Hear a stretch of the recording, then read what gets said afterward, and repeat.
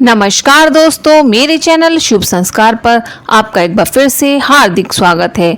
आज हम आपके सामने लेकर आए हैं पितृपक्ष श्राद्ध में आने वाली इंदिरा एकादशी की व्रत कथा। एक समय भगवान श्री कृष्ण से युधिष्ठिर महाराज पूछते हैं, हे मधुसूदन, आश्विन मास के कृष्ण पक्ष में कौन सी एकादशी आती है और इसका क्या महत्व है, मुझे विस्तार पूर्वक बताइए।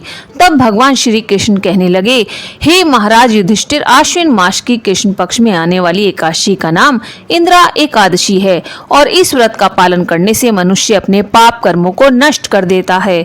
इसके साथ ही अपने नरक भोग रहे पूर्वजों को पाप मुक्त करके उनका भी उद्धार कर देता है। इस व्रत का पालन करने वाले व्यक्ति को अश्वमेध यज्ञ के समान ही फल प्राप्त होता है।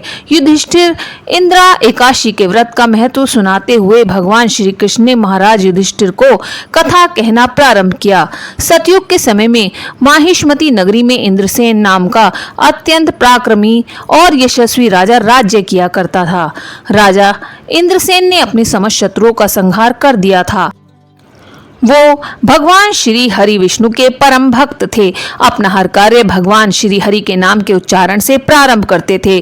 भगवान विष्णु की कृपा से उनके राज्य में धन धान्य पुत्र पौत्र और समस्त सुख ऐश्वर्य से संपन्न था। एक दिन राजा इंद्रसेन अपनी प्रजा के मध्य बैठे भगवत चर्चा कर रहे थे। तभी उन्होंने आकाश मार्ग से भगवान श्री हरि के परम भक्त दिव्य नारद मुनि जी को धरती पर उतरते हुए देखा।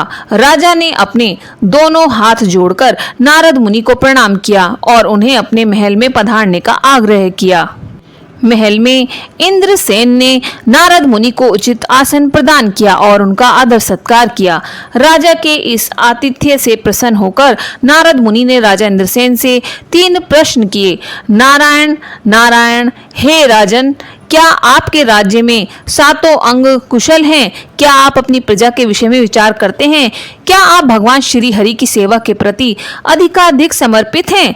राजा इंद्रसेन ने उत्तर देते हुए कहा, हे मुनिवर, श्री हरि की कृपा से मेरे राज्य में 7 अंग कुशल हैं।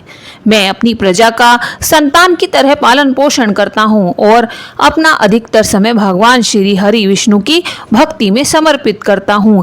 हे ऋषि श्रेष्ठ, आप मुझे अपने यहाँ आने का कारण बताइए। तब नारद मुनि बोले, वे क्या है ना राजन, जब मैं ब्रह्मलोक से यमलोक में पहुंचा तो वहां मैंने यमराज की सभा में आपके पिताश्री को देख लिया। उन्हें वहां देखकर मुझे अत्यंत ही आश्चर्य हुआ। जब मैंने उनके यमलोक में उपस्थिति का कारण उनसे पूछा तब मुझे ज्ञात हुआ कि वह तो अत्यंत ही धार्मिक राजा थे, परंतु उन्होंने एकादशी व्रत का पालन समय से पहले ही कर दिया था, इसलिए वे यमलोक की यातनाएं भुगत रहे हैं। उन्होंने आपके लिए एक संदेश भेजा है। हे पुत्र, तुम नियम पूर्वक आने वाली इंदिरा एकादशी का व्रत अवश्य करना, जिससे कि मैं अपने पूर्व जन्म के पापों से मुक्त होकर स्वर्ग लोक जा सकूं। नारद मुनि आगे बोले, हे राजन, मैं तो यहाँ तक आपके पिताश्री का संदेश पहुँचाने आया हूँ, जिससे आप एक आदर्श पुत्र बनकर आने वाली इंदिरा एकादशी का व्रत नियम पूर्वक करें और अपने पिताश्री को यमलोक से मुक्ति दिला सकें। नारद मुनि की बात सुनकर राजा इंद्रसेन जिज्ञासा पूर्वक पूछने लगे, हे मुनिवर, इस एकादशी का व्रत और इसका पालन कैसे करूं? कृपा करके आप मुझे इसका ज्ञान प्रदान करें। तब नारद मुनि बोले, आश्विन मास के कृष्ण पक्ष में आने वाली यह इंदिरा एकादशी है। दशमी के दिन भगवान विष्णु की श्रद्धा पूर्वक पूजा अर्चना करें और अपने पूर्वजों को यज्ञ आहुति अर्पित करें। दशमी के दिन एक बार से अधिक अन्न ग्रहण न करें और भूमि पर शयन करें। एकादशी के दिन ब्रह्म मुहूर्त में उठकर भगवान के सामने एकादशी व्रत का संकल्प करें। दोपहर में भगवान श्री हरि के विग्रह शालिग्राम जी की पूजा करें। भगवान को भोग लगाएं, अपने पूर्वजों को भोग अर्पित करें, फिर उस भोग को सूंघकर उसे गाय को अर्पित करें। इसके पश्चात रात्रि में श्री हरि के भजन कीर्तन करें। फिर द्वादशी के दिन पूरे भक्ति भाव से ब्राह्मणों को भोजन कराएं और पारण के समय स्वयं भी भोजन ग्रहण करें। इस प्रकार इंद्रियों को नियम में रखते हुए एकादशी व्रत का पालन करें। इतना कहकर नारद मुनि वहां से अंतर ध्यान हो गए। राजा इंद्रसेन ने नारद मुनि के बताए अनुसार इंदिरा एकादशी का व्रत का पालन किया।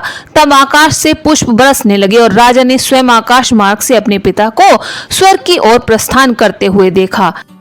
इस प्रकार इंदिरा एकादशी की व्रत कथा पूर्ण हुई। इस वीडियो पर एक लाइक अवश्य करें और कमेंट में ओम विष्णवे नमः अवश्य लिखें। धन्यवाद।